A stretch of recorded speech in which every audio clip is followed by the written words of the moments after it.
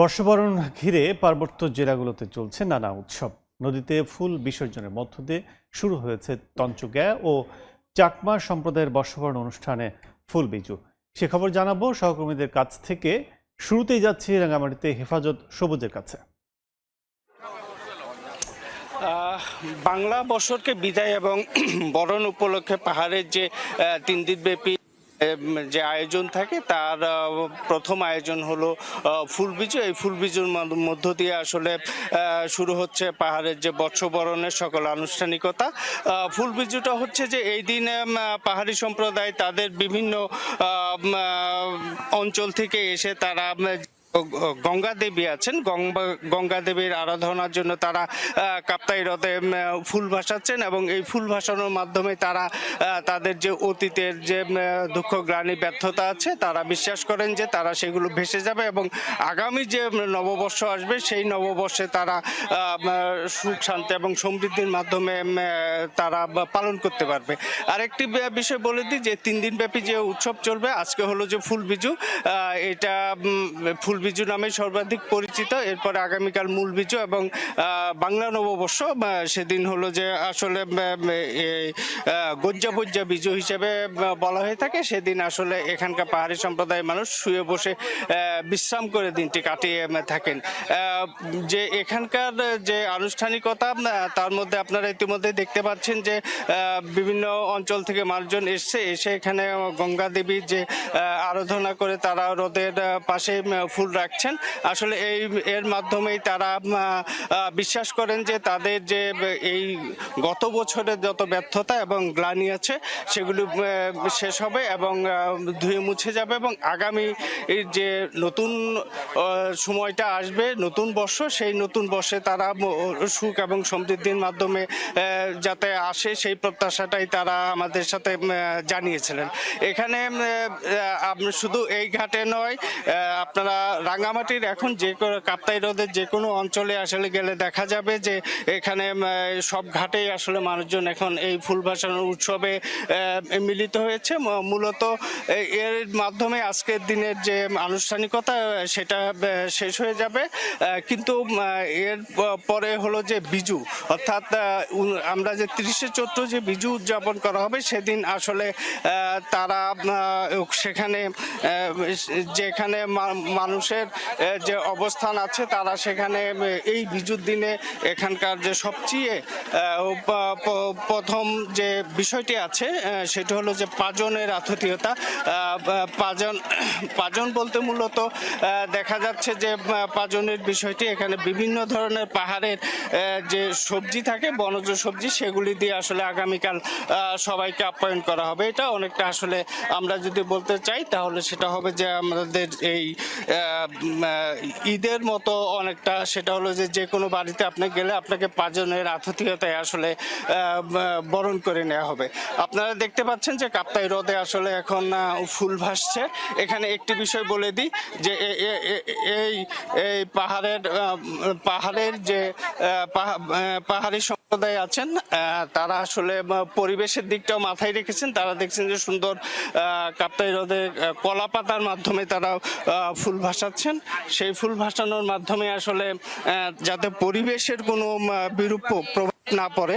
সময় আমরা দেখতে পারতাম যে এগুলি প্লাস্টিকের মাধ্যমে তারা এই ফুলগুলো ভাসাতেন, তবে 3-4 বছর যাবৎ তারা বলতে চাচ্ছেন যে হিসেবে কলা পাতায় তারা আসলে ফুল ভাসাচ্ছেন যাতে হ্রদের কোনো ধরনের ক্ষতি না হয়।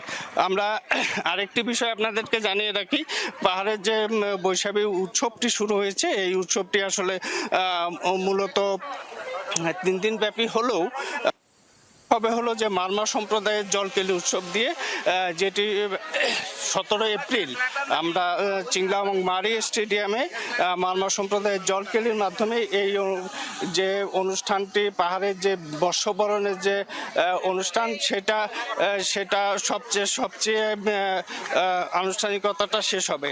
তো রাঙামাটিতে যে ফুল ভাসানো হচ্ছে এটাই ছিল আমার কাছে সর্বশেষ। আমরা এখন যাব বান্দরবনে, সেখানকার পরিস্থিতি জানাবেন এনে জাকির।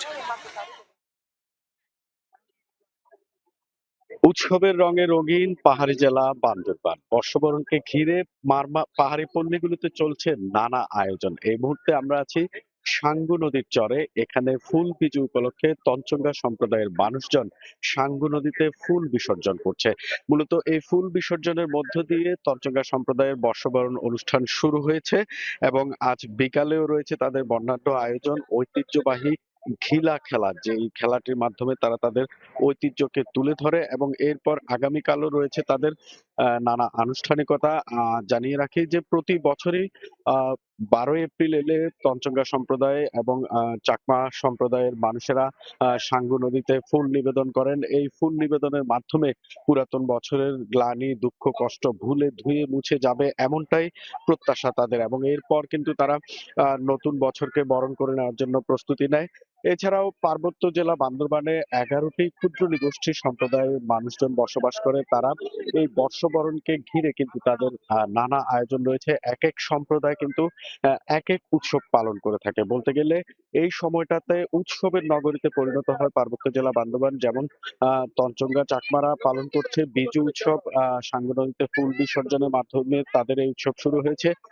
এছাড়াও মারমারা পালন করে থাকে সাংগ্রাই উৎসব এবং ত্রিপুরারা পালন করে থাকে চাংক্রান উৎসব। এভাবে বিভিন্ন ক্ষুদ্র নিগোষ্ঠী বিভিন্ন নামে কিন্তু এই বর্ষবরণ উৎসব পালন করে থাকে। বিশেষ করে আগামী এক সপ্তাহ ব্যাপী কিন্তু পার্বত্য জেলা বান্দরবানে এই উৎসবের আমেজ বিরাজ করবে এবং বিভিন্ন সম্প্রদায়ের মানুষজন বিভিন্ন নামে তাদের এই উৎসব পালন করে থাকবে। তো আমরা দেখতে পাচ্ছি সকাল থেকে ফুল বিজু, তঞ্চঙ্গা সম্প্রদায়ের ফুল বিজু অনুষ্ঠান পালনের জন্য সাঙ্গু নদীর তীরে বিভিন্ন বয়সী মানুষজন, শিশু, বয়স্ক, নারী, পুরুষ সবাই তারা এসেছেন এবং তারা তাদের যে বিশ্বাস যে এই সাঙ্গু নদীতে তারা জলদেবীর উদ্দেশ্যে তাদের এই ফুল নিবেদন করছেন এবং তাদের যত পুরাতন বছরের গ্লানি, দুঃখ, কষ্ট রয়েছে সেটি তারা এই ফুল বিসর্জনের মধ্য দিয়ে তারা ভাসিয়ে দিচ্ছেন নদীতে এবং তাদের আগামী যে দিনগুলো সেই দিনগুলো সুন্দরভাবে কাটবে এবং তারা রোগমুক্ত, জরাজীর্ণ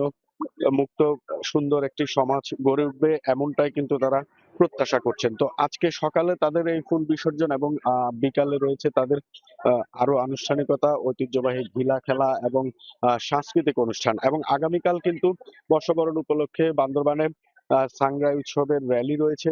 এই র্যালির মাধ্যমে সাংগ্রাই উৎসব শুরু হবে, সেটি মারমা সম্প্রদায় পালন করে থাকে এবং সেটি একটি ঐতিহ্যবাহী উৎসব পার্বত্য জেলা বান্দরবানের জন্য।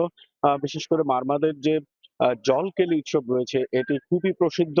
সারা দেশের বিভিন্ন প্রান্ত থেকে বিশেষ করে এই নববর্ষ, বর্ষবরণকে ঘিরে কিন্তু পাহাড়ের যে উৎসবগুলি হয় সেই উৎসব দেখতে কিন্তু দেশের বিভিন্ন প্রান্ত থেকে মানুষজন এখানে ভিড় করে এবং পর্যটন নগরী হওয়ায় পর্যটকরাও কিন্তু এই জেলায় এসে তাদের এই উৎসবগুলি উপভোগ করে।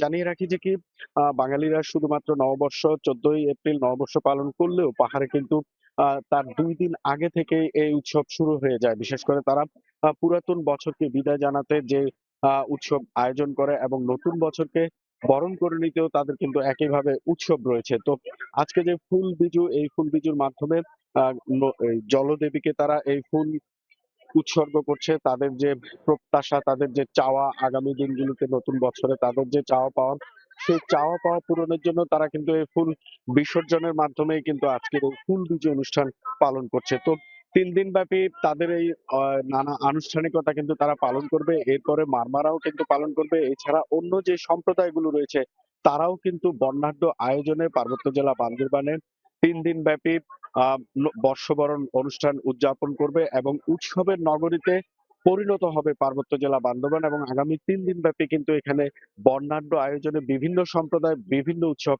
পালন করবে। তো এই ছিল আমার কাছে বান্দরবানের সবশেষ খবর। এখন আমরা চলে যাব খাগড়াছড়িতে, সেখানে রয়েছে আমাদের সহকর্মী জিতেন বড়ুয়া।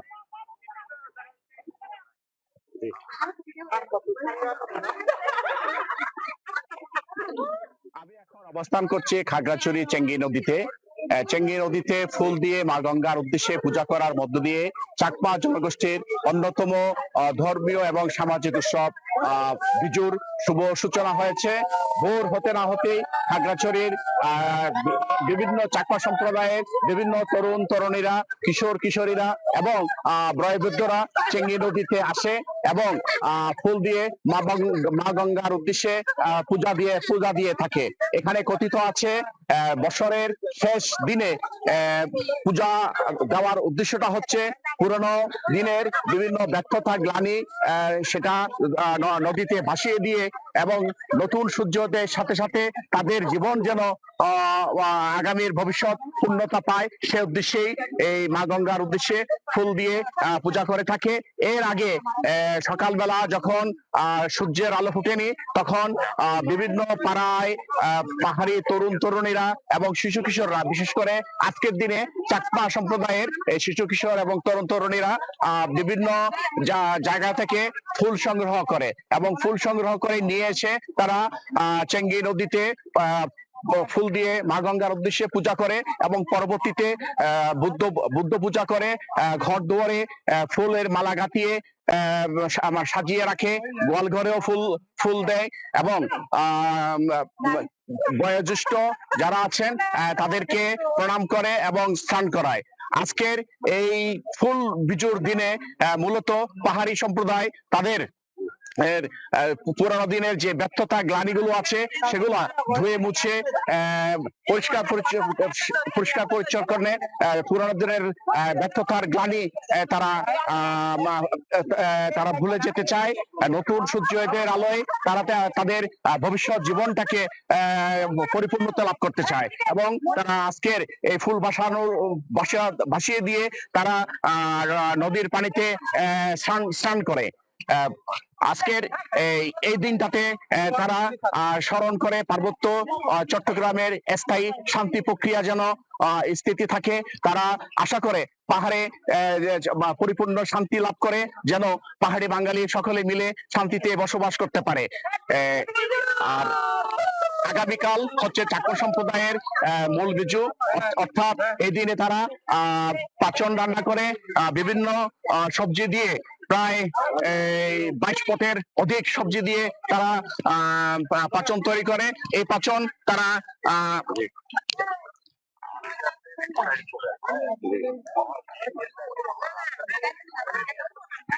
এই পাচন 22 পদের সবজি দিয়ে পাচন তৈরি করে। এই পাচন তারা অতিথিদের আপ্যায়ন করে থাকে এবং আগামীকাল হচ্ছে ত্রিপুরা সম্প্রদায়ের ফুল বিজু। ত্রিপুরা সম্প্রদায় নদীতে ফুল এবং তাদের তৈরি কাপড় ভাসিয়ে দিয়ে থাকে। মূলত চাকমা সম্প্রদায় আগামীকাল তাদের মূল বিজু পালন করবে। এই মূল বিজু পালনের মধ্য দিয়ে তারা পাহাড়ে শান্তি এবং সম্প্রীতির বন্ধন রচিত করতে পারবে। এই ছিল আমার কাছে সর্বশেষ। বর্ষবরণ উদযাপনের খবর জানতে এতক্ষণ সরাসরি ছিলাম পার্বত্য 3 জেলায়।